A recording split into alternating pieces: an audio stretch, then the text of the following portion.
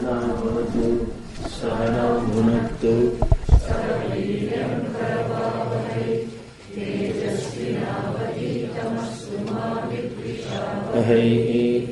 ओम शांति शांति शांति।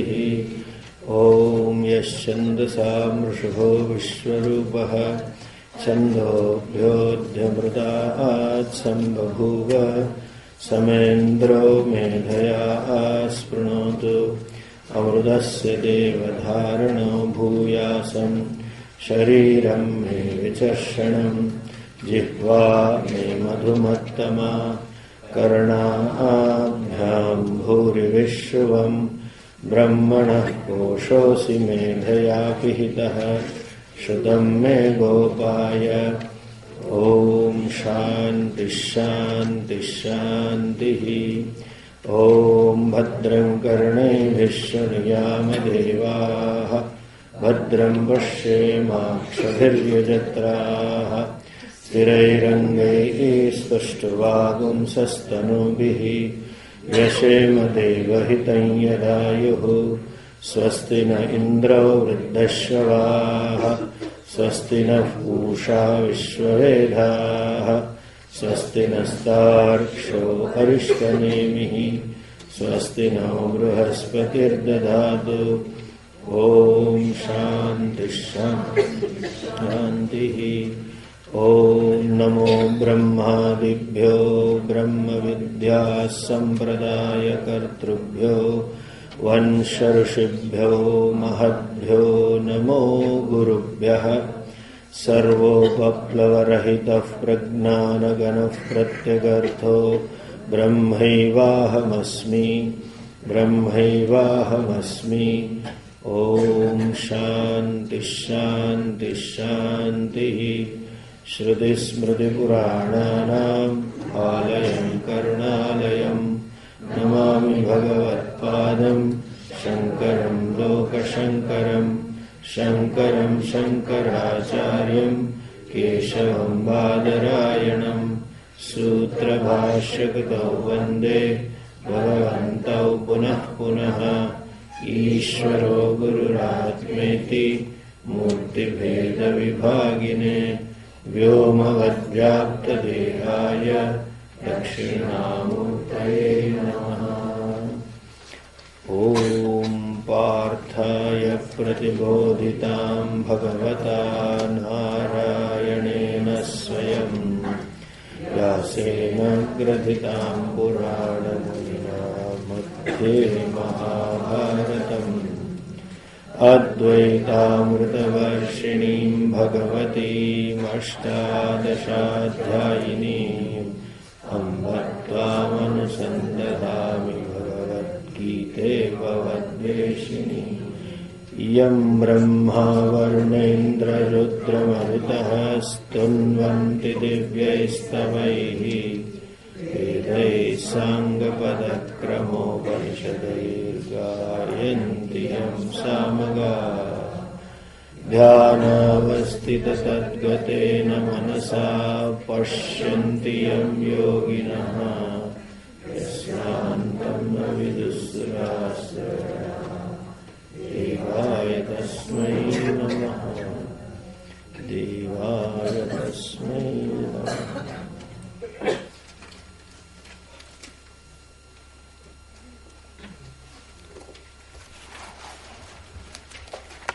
ऊर्ध्वमूलमधः शाखम् अश्वत्थं प्राहुरव्ययम् छन्दांसि यस्य पर्णानि यस्तं वेद स वेदवित्। Samsara is equated to tree because so many limbs of the tree are quite similar to the characteristic of a samsara. The purpose of this description is not to describe the samsara, but the purpose is to draw attention towards the root, the mula. The very existence of the tree implies there is mula. The tree is pratyaksha, but moolam is paroksha. So when you're looking at the samsara itself, one can say asti brahma, brahma asti. And that asti brahma can become asmi brahma. That paroksha gnanam can be aparoksha, so-called self-realization, when shastra pramana vyapara takes place. When one studies from a competent teacher and understands those meaning, assimilates, then that moolam becomes asmi, I am that. That person is called, as we saw in the last lecture, Vedavid, who knows the Veda. The literal meaning is one who studies Vedas, just mantras. He is also Vedavid. And traditionally, one is supposed to study one's own Veda, which is coming from his kula, gotra. Swadhyayo adhyatavyaha. So he is supposed to study daily some recitation. While going to Gurukula, one studies Vedas, and after coming out of the Gurukula and getting married, one has to recite it daily also. And he or she knows some Veda. So that way every Hindu child is a Vedavid. So, but here the meaning is, the essence of Veda is what? As Lord will tell in this chapter itself, Vedaisya sarvair ahameva vedya. What is to be known through Veda is me. I am the one to be known. In other words, the essence or the truth of this entire Vedic teaching is to impart the knowledge about that Brahman, which is nothing but the Lord. And therefore one who knows that is as well as Vedavid. He knows the ultimate truth. The essence, the purpose for which Vedas give various karmas and upasanas and all this. It is only meant for that self-discovery. Therefore, Vedavid. And also, nobody can know this samsara tree in total. It is so big. You cannot know everything about it. It is almost infinite. So, but when you know the truth of everything, that means you know as well everything. Sarvavid bhavati, when they say. So here Vedavid, the word means Vedarthavid. Vedarthavid means Veda Tatparyavid, means Samsara Vruksha Moolavit, one who knows the root of the samsara. In which sense? Not that Brahman is the root, not that the Lord is the cause of the creation. Sohamasmi aparokshataya iha janati saha Vedavid. Otherwise they say, Sthanuhu ayam bharavaha. This fellow is just carrying, like a donkey carrying the gold, doesn't know what is at the back. So he may chant Vedas, he may know Vedas, but the essence, the meaning should be known. Then Lord further continues to describing for a few more other limbs of the tree. And how it is, when it is said, this avyayam vruksham. How come it is avyayam? How come it is imperishable? It continues all the time. That he explains in the next verse. See the verse number 2. Adashchordhvam prasrutastasya shakhaha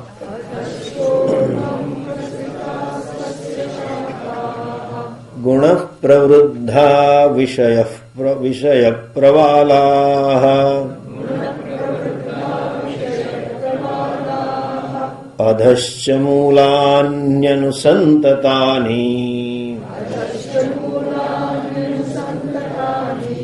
karmanubandhini manushya-loke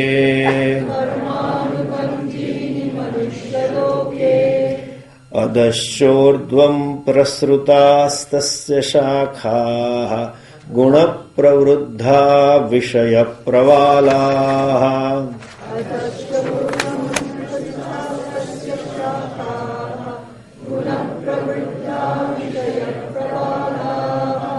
adhascha mulanyanu-santatani karmanubandhini manushya-loke.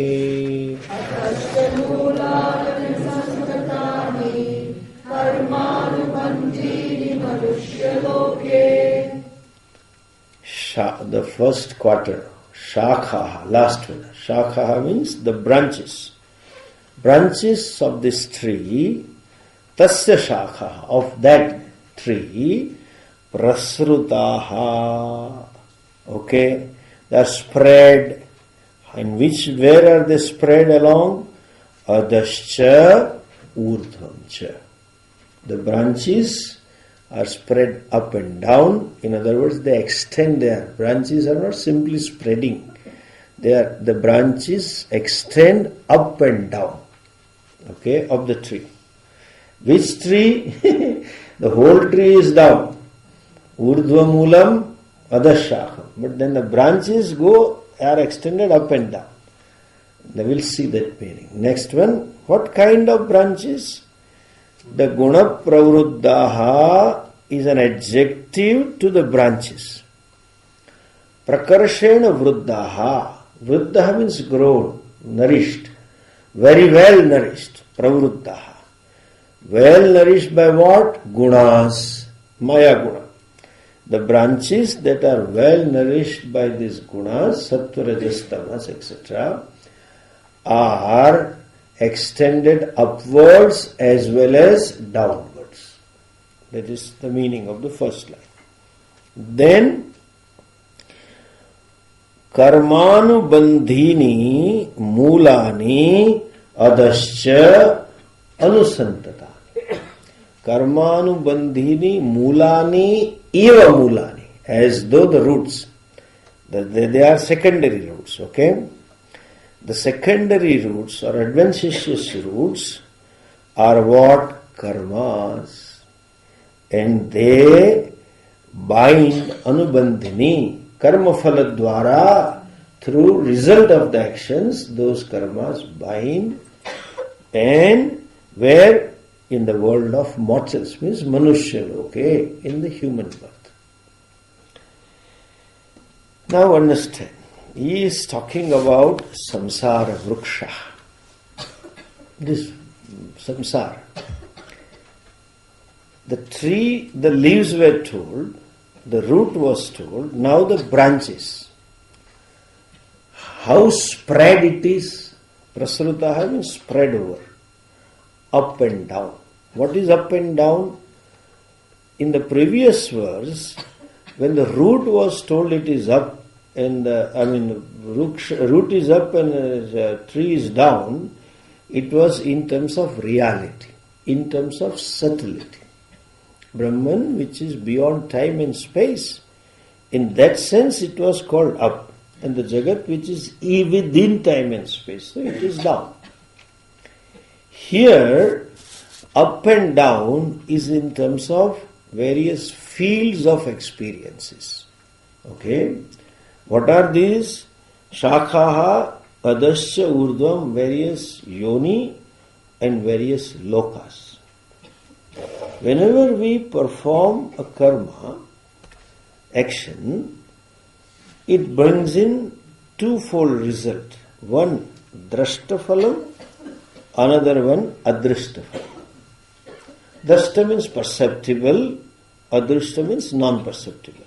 In other words, an immediate result and something which is to come later. Two kinds of results.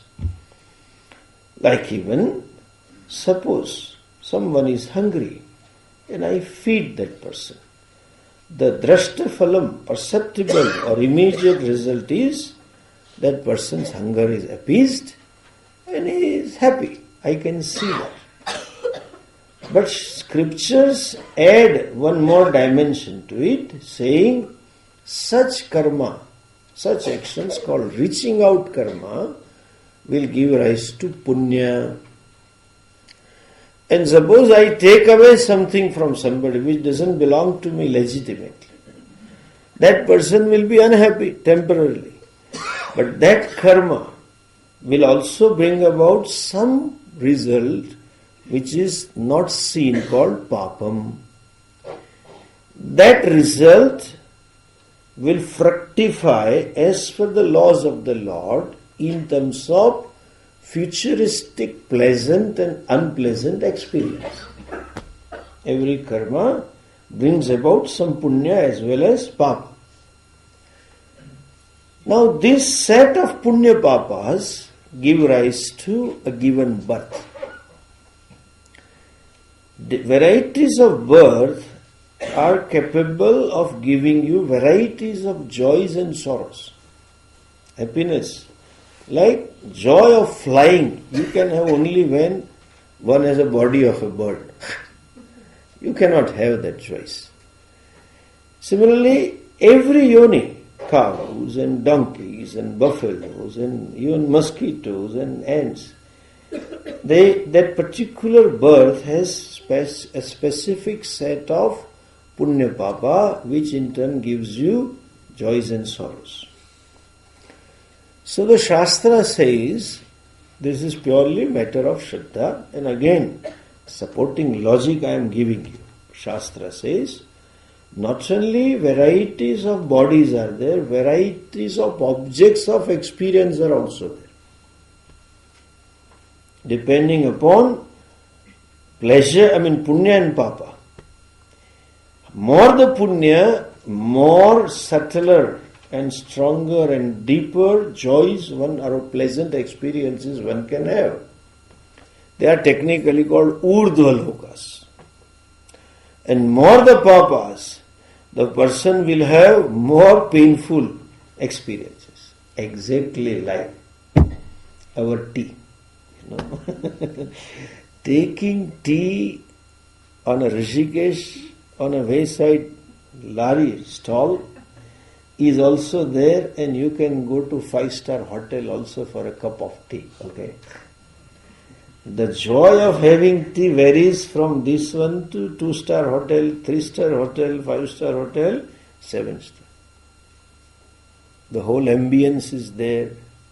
There is somebody to welcome at the gate and open the door, say you good morning, pulls the chair. The cup of tea per se doesn't cost more than 20 rupees. But the bill will be just 700 rupees, okay? That's all. That is a joy, where degrees of happiness.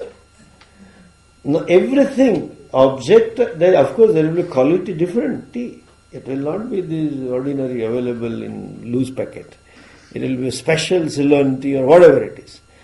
Same thing changes.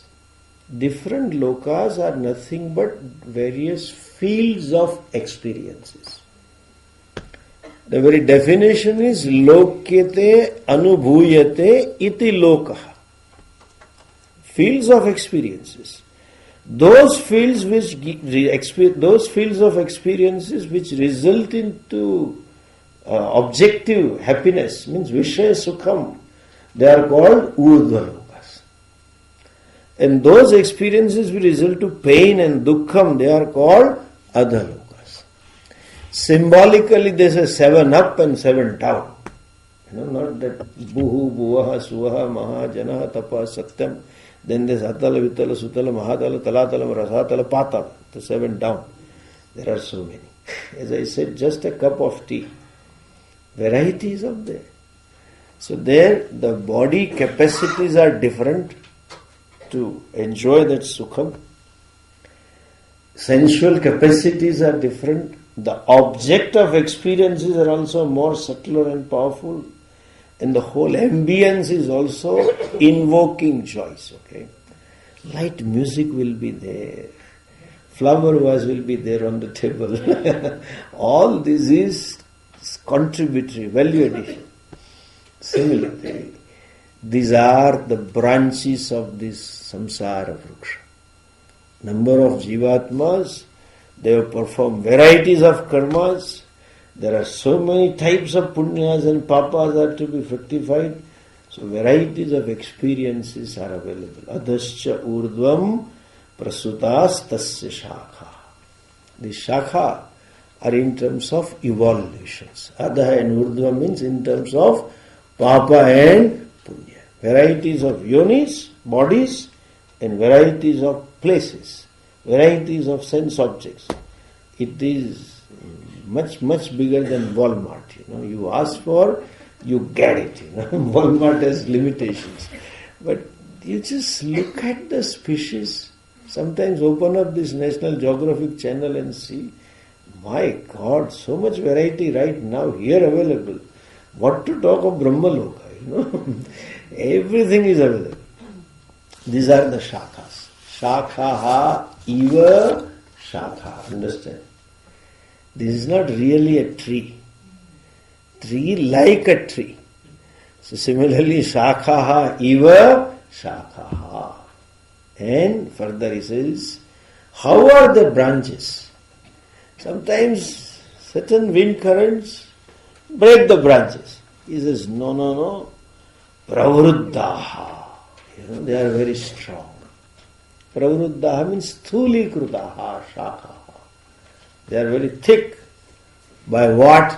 Guna pravruddhaha. These three gunas of Maya, it makes them very strong. In other words, varieties of karmas and varieties of objects are available.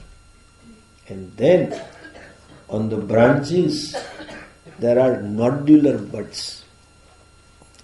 Those nodular buds give rise to new branch. And then on that branch, new leaves. Again nodular bud. Again new leaves. So what are the nodular buds? He says, Vishaya Pravalaha. Vishaya, sense objects are nodular buds. How do you say that they are nodular buds? Because the very word meaning is Vishaya. Visinoti badnati iti Vishaya. That which binds the fellow. In which way? See, the object per se are inert. They cannot bind a sentient person.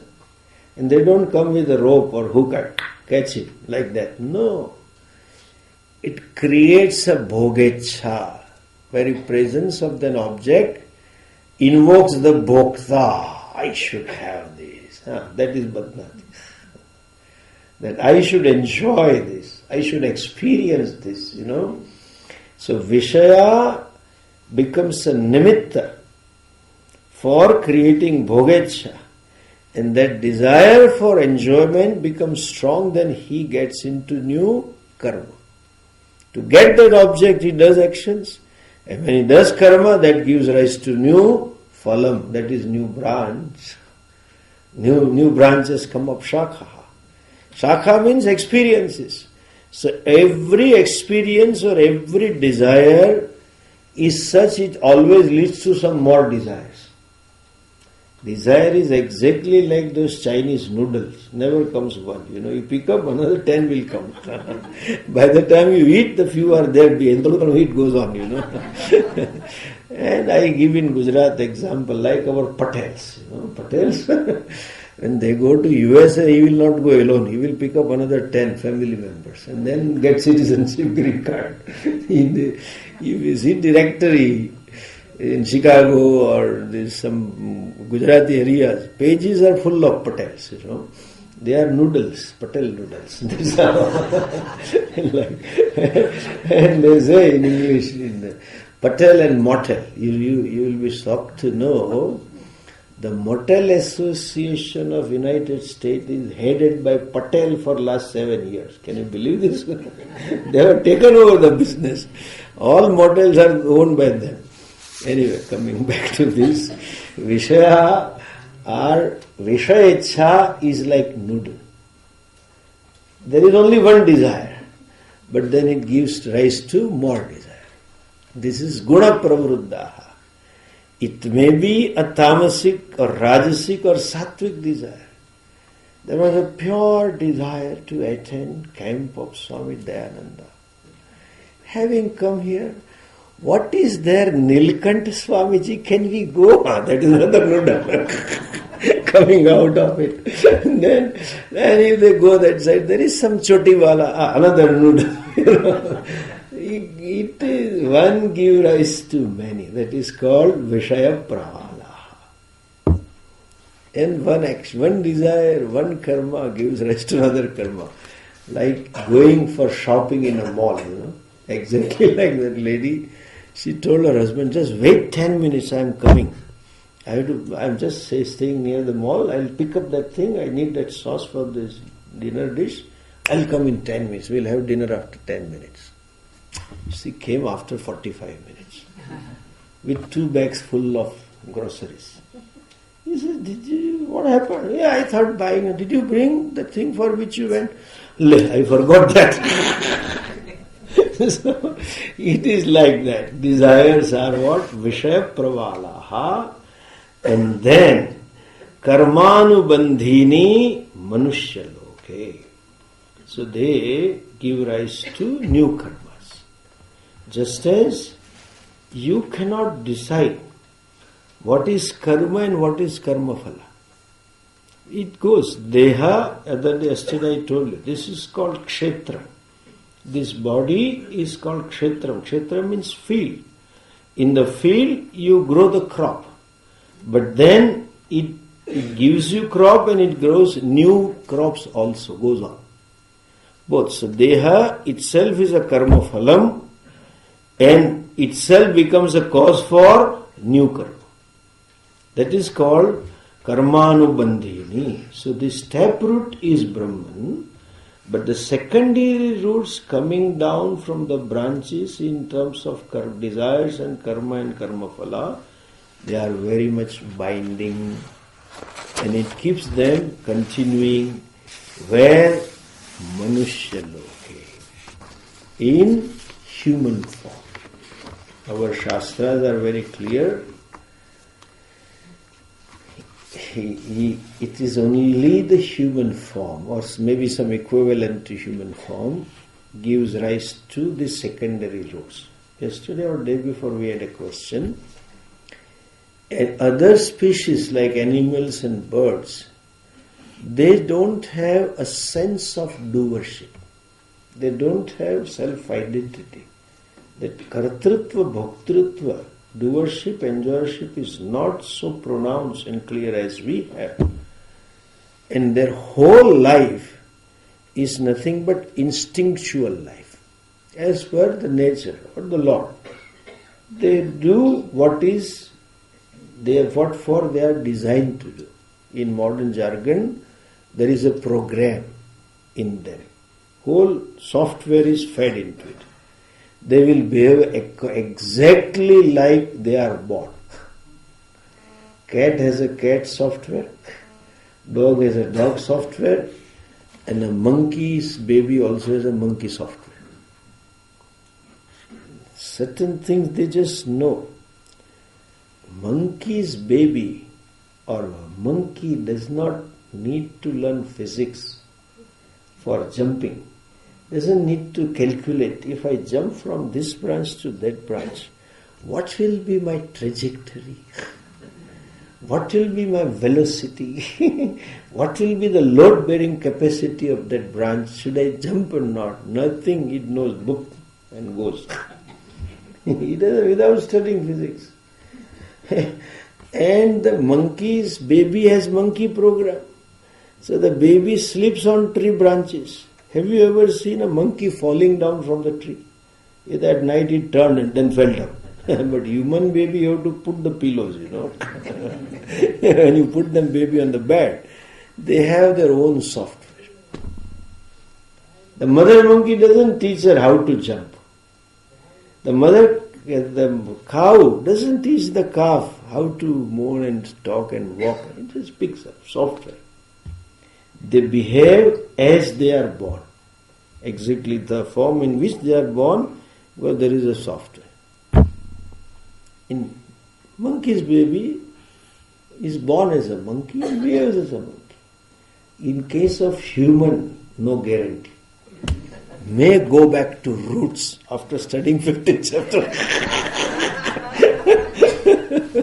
Go back to roots according to Darwinian theory. Okay? Human being has to write his or her own program. Software is given to them.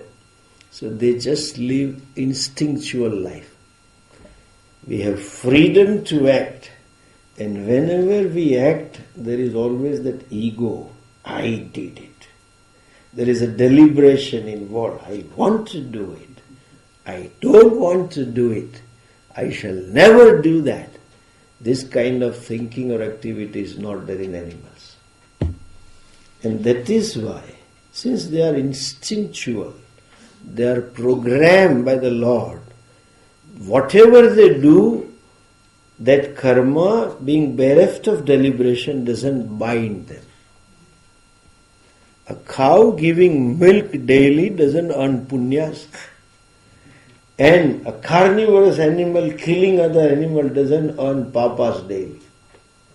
They are designed like that for the nature. But human being will certainly earn punya and papa. Because manushyanam eva karma adhikara, Shankaracharya writes. Only human beings have a right.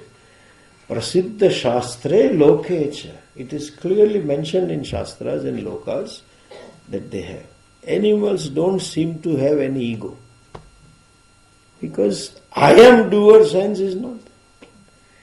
We may have the shows to decide who is the best dog and best cow giving maximum milk. Or we may have a, as Swamiji would say, we have race course and the horse run.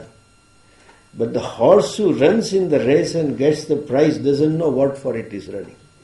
It runs because the jockey hits him, and to save that himself he is running. And suppose he gets the first prize. Next day onward, that horse will not raise the tail and walk around saying, I am the one, I am the one, But the master of the horse without tail will raise the tail. The owner of the horse. And the one who lost, just for 1/50th of a second, he lost the race. Second, doesn't get depressed. I lost. I should have moved my face like this. Nothing. Having gone back, dinner time, the fellow will eat and sleep quietly. But the horse owner will not be able to sleep. Horses don't get into depression because I am losing. That fellow will. Because of self-awareness, there is ego. Their behavior pattern, loke prasiddham. It shows they don't seem to have so kind of ego, and therefore their karmas are not binding. Whereas human being seems that he has an ego behind in every karma. Therefore, karmanubandhini manushya loke. And how manushya loke? Those adventitious roots coming down, sometimes they are so strong, guna pravruddhaha, you do not know where the original root is. Like if you go to Calcutta, there is a banyan tree. It's supposed to be more than 500 years old. The original root is not there. There is only a board. Here was the root. Similarly, adventitious roots keeps tree going. It gives rise to, he did karma for a desire, fulfillment. He got the object while enjoying or pursuing the karmas. He picks up new likes and dislikes. Whether enjoys or not, new likes and dislikes, those likes and dislikes give rise to new desires, new karma. That is called chakram. Okay? Samsara chakram means there is no end. You don't know how it began and you don't know how it ends. Nothing you can pinpoint. This is the cause it started. Never. You cannot say for anything. Even in this life you may say, it happened because of this. But such thing happens to many. Why it happened to you only? There is something brought forward from previous janma. Some prarabdha is there. That being a cyclic karma, then dharma, then punya papa, then new yoni, then new karma, then new ragadvesha, then new karma, then it goes on. That is called karmanubandhini manushya. So ragadveshas give rise to karma, karma gives rise to ragadvesha. They say in Sanskrit, kurvate karma bhogaya karma kartum cha bhujyate. The fellow does action for some pleasure, some bhoga, but while enjoying the bhoga itself, there he or she plants the seed for new karma. It goes on. Like coming to camp. Came here for the first time to study. But that study itself gave rise to I want to come again, I want to go there, I want to read there. It goes on, cycling. Therefore says, karma anubandhini. And now he tells what is its real nature. As we said, what for all this discussion was, he says, look at this. Na rupamasyeha tathopalabhyate nanto na chadir na cha sampratishtha ashvatthaменam suvirudhamulam asanga shastrena dridhena chitva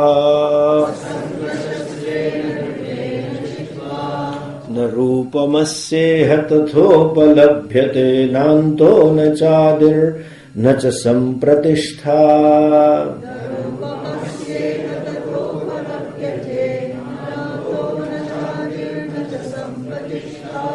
ashvatthaменam suvirudhamulam asanga shastrena dridhena chitva.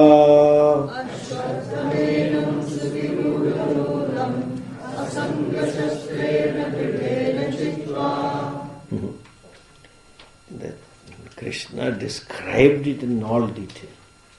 Suvirudhamulam, it is very firm roots. The roots are very strong and there are secondary roots and nodular birds and all that.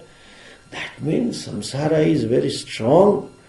And you are telling that Lord gave this simile because a vruksha can be cut asunder and you can remove it from the roots. It looks like that I cannot get rid of this samsara. He says, Na rupam asya iha tatha upalabhyate. Tatha means yatha varnitam. As I describe, as it is perceived, as it is felt, tatha rupam na upalabhyate. It is not as you feel it. Okay? I said it is strong, but it is not though. Okay? It is not that. What is its nature? Though I told you all in details, but it is not like that. Is it so? Yes. Why? Nanto na chadir na cha sampratishtha. It has no beginning, no sthiti, and no end also. In other words, it is mithya. It is strong, it is there as long as you don't know. It is exactly like tree. A dream, it is not, it has never begun, which is not there and will not be there. How? He says, how do I know this? So he says, first cut it and then remove the roots.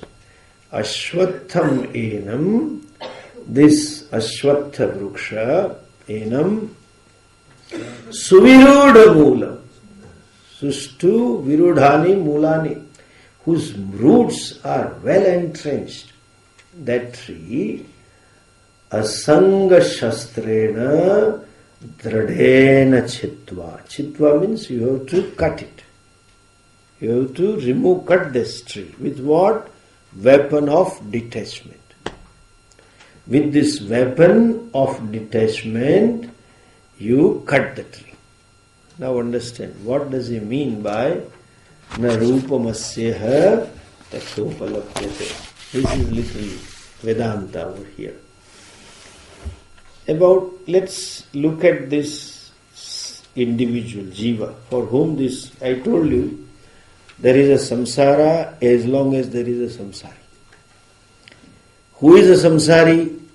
The person who thinks, I am dukhi, person who feels, I am limited, person who feels, I am nobody, person who feels, I am lacking, and that person has to achieve something to get rid of limitations, to be happy, to be something or somebody.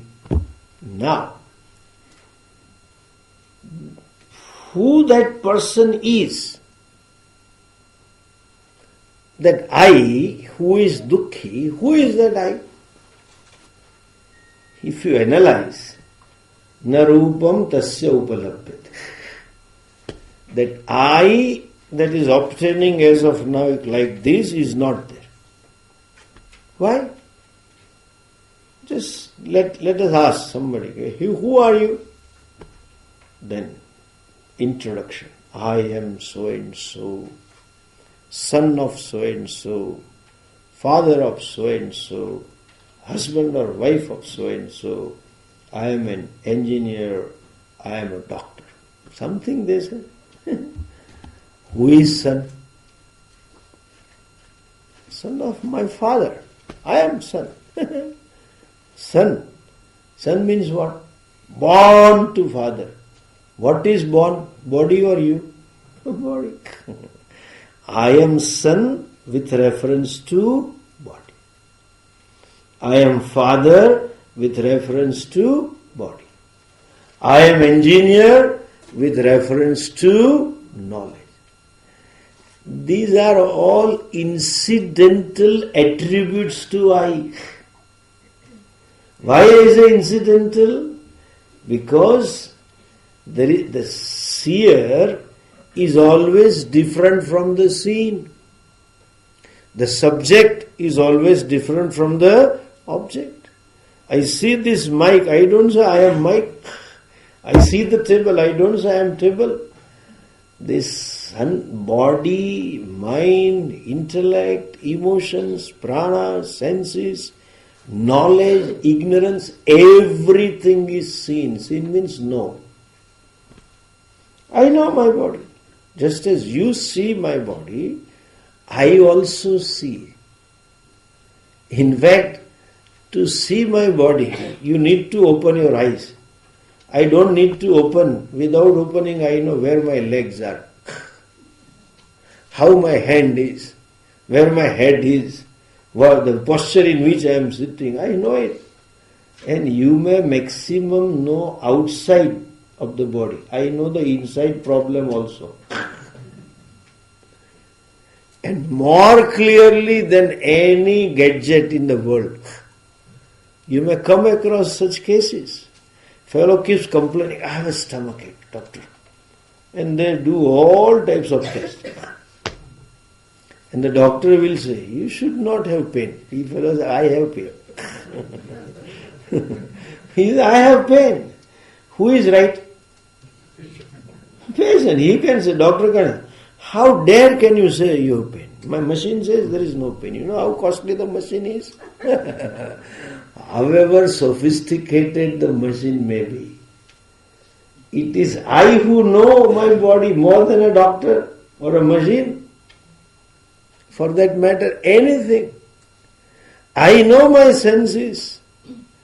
I know that I hear and I also hear that I don't hear. Fellow knows I am getting problem. And when he knows, therefore some people, if you are walking on the left of them side, they will turn on the come and right because this only works, this doesn't work. You may not hear whether the fellow is hearing or not, but he hears. I know all my senses. Sitting without looking at it, I know my legs have gone numb. I know. The body is an object of knowledge. Senses are object of knowledge. My mind is also object of knowledge. That's why we have to meditate. Swamiji, I am not able to focus. How do you know? Eyes are closed. Just as with eyes open, I see this whole world. Even with the closed eyes and no senses involved, I see the state of the mind. I am the subject who knows. My mind is wandering now. I am the subject who knows my mind is not focused. And I am the subject, the master who brings back the mind. Come on, do japa. I tell the mind. Just as I take my hand from here to here, come on, pick this up. It is a means for me. And therefore it is called antah karanam. Karanam is sadhanam.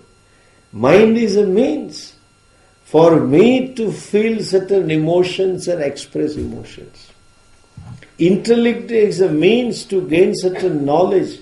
Since I am endowed with this capacity and use the knowledge for my life, continuing my life. And just as I know all my emotions, even happiness and joys and sorrows and frustrations and pain and agony and distress, everything is known.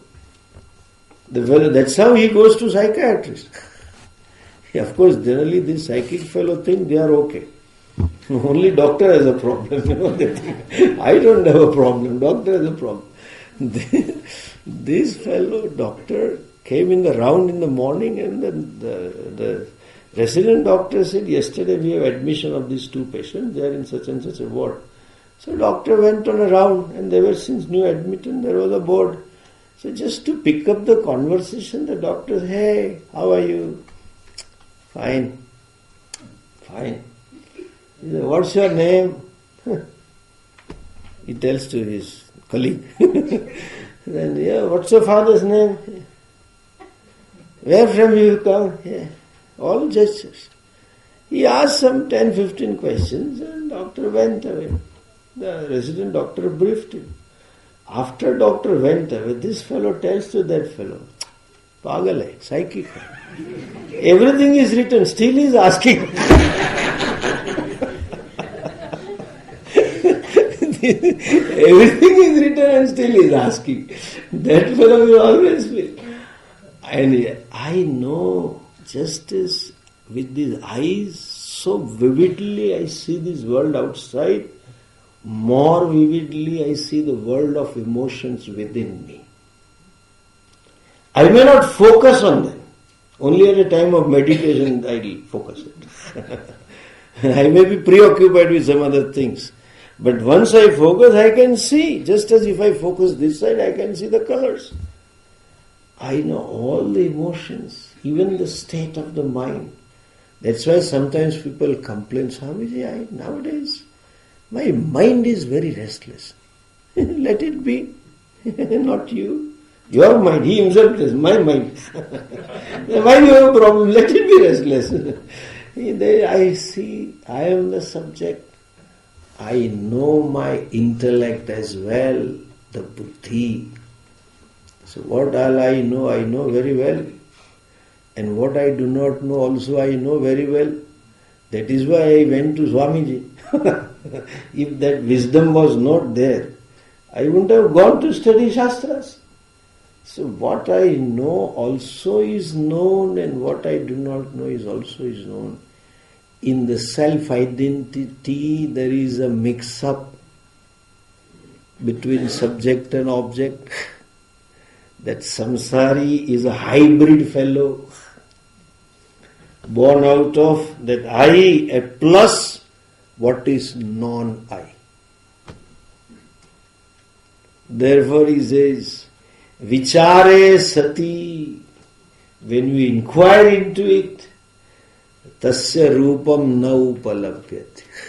Yatha varnita. That samsari is not there at all. As he was talked about, he has all sankalpas and desires and ragadveshas and karmas. Even the kartrutvam is belonging to buddhi. Doership belongs to buddhi, not me. Doership is incidental. Prakruteh kriyamanani guneh karmani sarvashaha. Ahankar vimudhatma kartahamiti manyate tattvavittu mahabaho guna karma vibhagayo guna guneshu vartante iti matvana sach.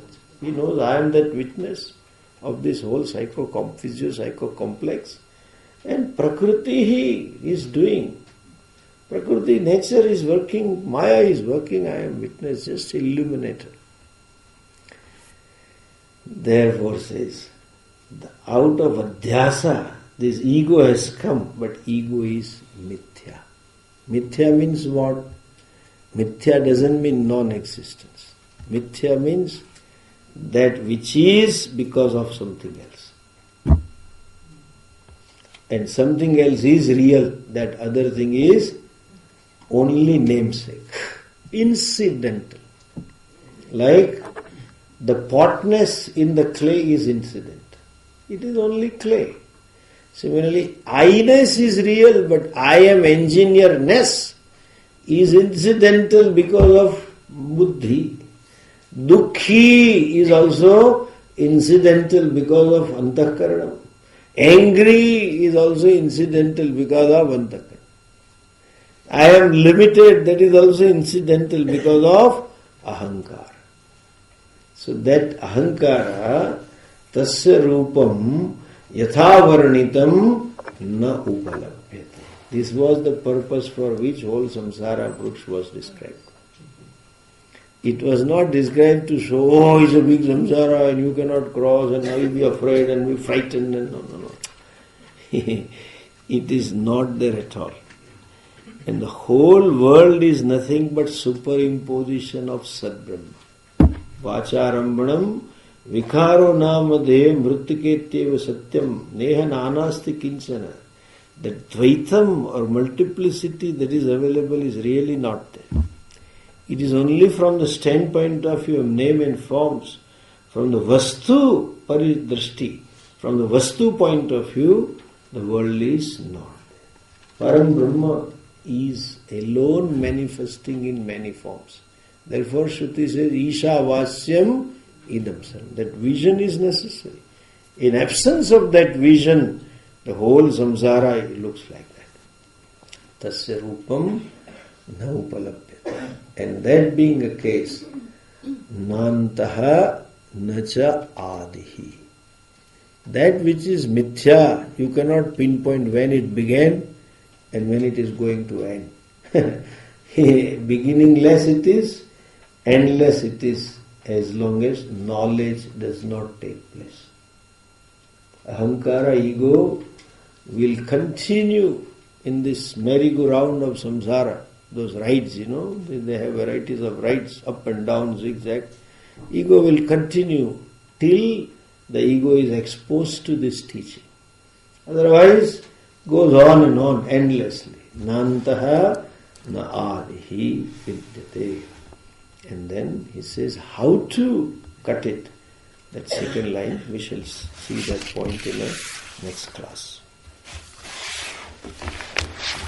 Om Purnamadav Purnamidam Purnat Purnamudachyate Purnasya Purnamadhaya Purnamevavashishyate.